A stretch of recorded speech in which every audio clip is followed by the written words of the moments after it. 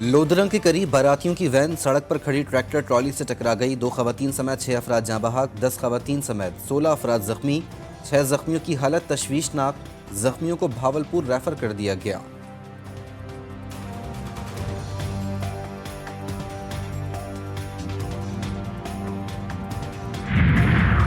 لکی مروت میں منجی والا چوکی پر رات گئے دہشت گردوں کا حملہ، پولیس کے چوکس جوانوں نے حملہ پسپا کر دیا۔ پولیس اور دہشت گردوں کے درمیان فائرنگ، دہشت گرد بھاگنے پر مجبور ہوئے۔ حملے میں کوئی جانی نقصان نہیں ہوا۔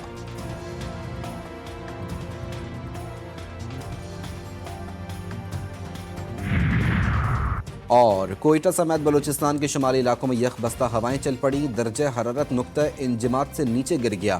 کلات اور گرد و نواح میں موسم میں سرما کی پہلی برف باری شروع، سردی کی شدت میں اضافہ۔ شوگران، کاغان میں برف باری کے بعد ہر طرف برف ہی برف، سیاحوں کی موجیں۔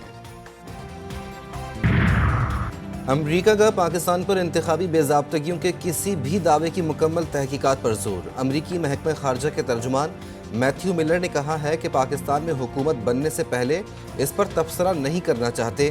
پاکستانی حکام سے بنیادی آزادیوں کا احترام کرنے اور اس کی اہمیت پر زور دیتے ہیں اور زور دیتے رہیں گے۔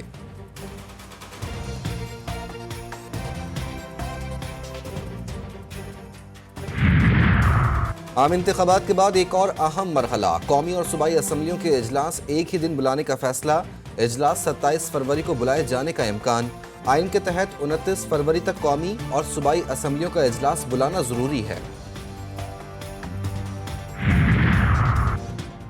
آزاد امیدواروں کی سیاسی جماعت میں شمولیت کا آخری دن، منتخب ارکان کے پاس رات 12 بجے کی ڈیڈ لائن بھی گزر گئی۔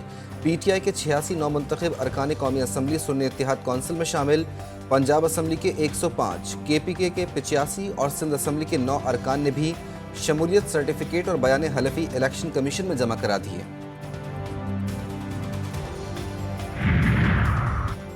مخصوص نشستوں کے لیے گوشوارے جمع کرانے کا آخری روز، مسلم لیگ نون، پیپلز پارٹی اور دیگر جماعتوں کی خواتین نے گوشوارے جمع کرا دیے۔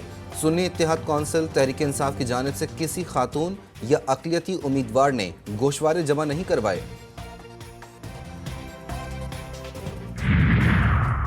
نگراں وفاقی کابینہ کا اجلاس آج وزیر اعظم ہاؤس اسلام آباد میں ہوگا۔ اجلاس کے لیے 8 نکاتی ایجنڈا جاری۔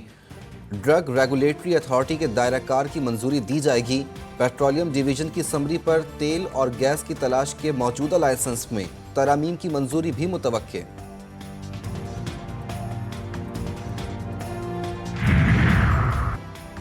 بانی پی ٹی آئی سے اڈیالہ جیل میں آج بھی اہم سیاسی رہنماؤں کی ملاقاتیں متوقع۔ سابق اسپیکر قومی اسمبلی اسد کیسر اور سابق وزیر اعظم آزاد کشمیر عبدالقیوم نیازی بھی ملاقات کریں گے۔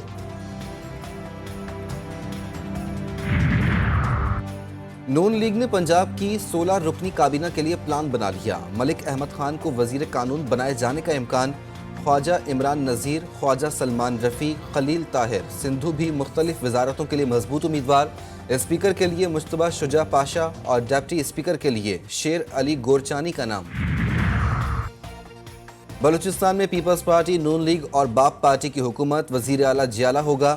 سرفراز بگٹی، ثناء اللہ زہری اور میر صادق عمرانی کے نام شارٹ لسٹ۔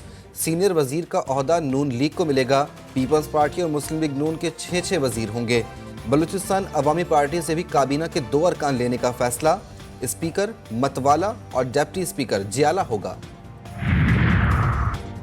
نون لیگ کی بلوچستان عوامی پارٹی اور ایم کیو ایم کے رہنماؤں سے الگ الگ ملاقات۔ متحدہ کا بلدیاتی نظام اور آئینی ترمیم پر زور۔ باپ پارٹی کا وفاق اور بلوچستان میں مضبوط حکومتوں کے لیے تعاون جاری رکھنے پر اتفاق۔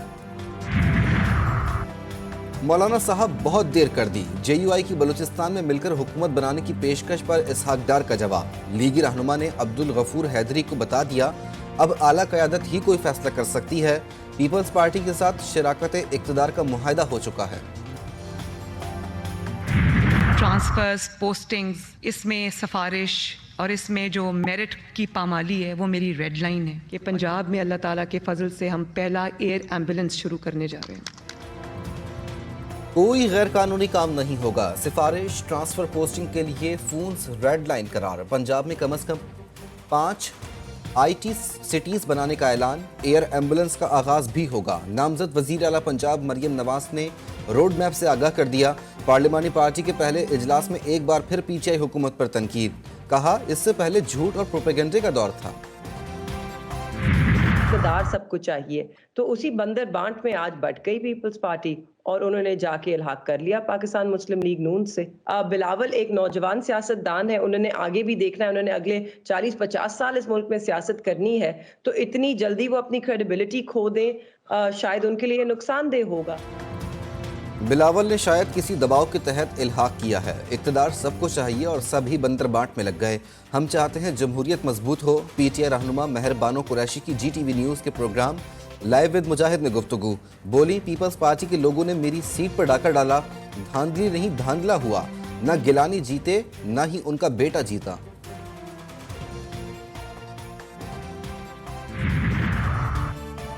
پینتیس افراد کے نام ECL میں ڈالنے کی منظوری، کرپشن، جرائم اور قومی خزانے کو نقصان پہنچانے کے کیسز میں نامزد افراد کے بیرون ملک جانے پر پابندی۔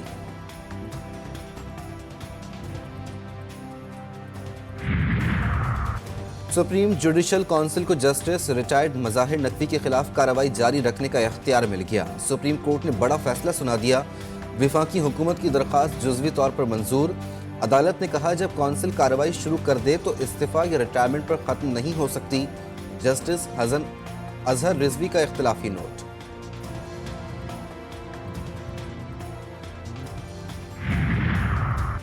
گمشدہ بلوچ طلبہ کی بازیابی کے کیس کی سماعت 28 فروری کو ہوگی۔ اسلام آباد ہائی کورٹ نے ISI، MI اور انٹیلیجنس بیورو کے DGs اور مشتمل کمیٹی بنا دی۔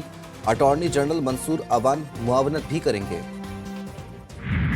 ملک کے بالائی علاقوں میں برف باری کا سلسلہ جاری، دیر بالا میں 3 روز سے سڑکیں بند، سیاحوں اور مقامی افراد کو مشکلات۔ وادی کمراٹ، جھاز بانڈا اور لاموتی کا زمینی رابطہ دیگر علاقوں سے منقطع۔ وادی کمراٹ میں درجنوں سیاح پھنس گئے، اشیاء خورونوش کی قلت، لاکھوں مقامی افراد کو شدید دشواریوں کا سامنا۔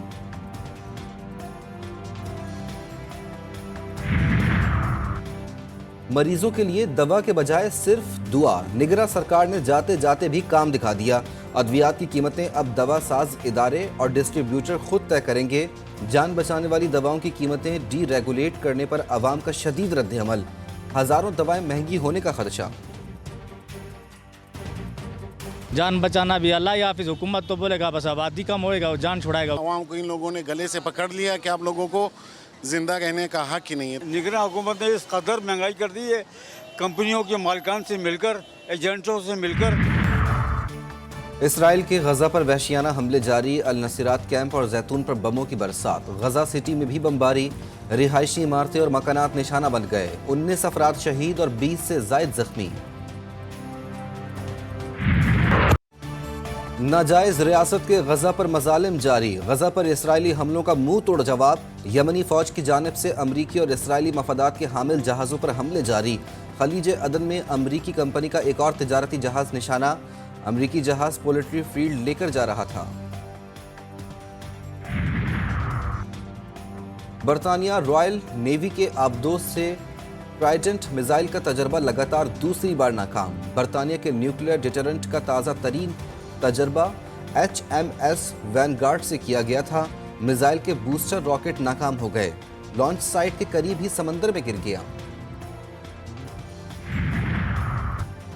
روس کے زیر قبضہ مشرقی یوکرین میں میزائلوں سے حملے میں کم از کم 60 روسی فوجی ہلاک۔ حملہ سینئر کمانڈر کی آمد کے لیے ڈونیسٹک کے علاقے میں جمع ہوئے فوجیوں پر ہوا۔ واقعے کی ویڈیو فوٹیج میں بڑی تعداد میں روسی فوجیوں کی لاشیں دکھا دیں۔ سپر لیگ کے سپر مقابلے، ملتان میں چاچا نے میلہ لوٹ لیا۔ افتخار احمد نے لاہور قلندرز سے یقینی فتح چھین لی۔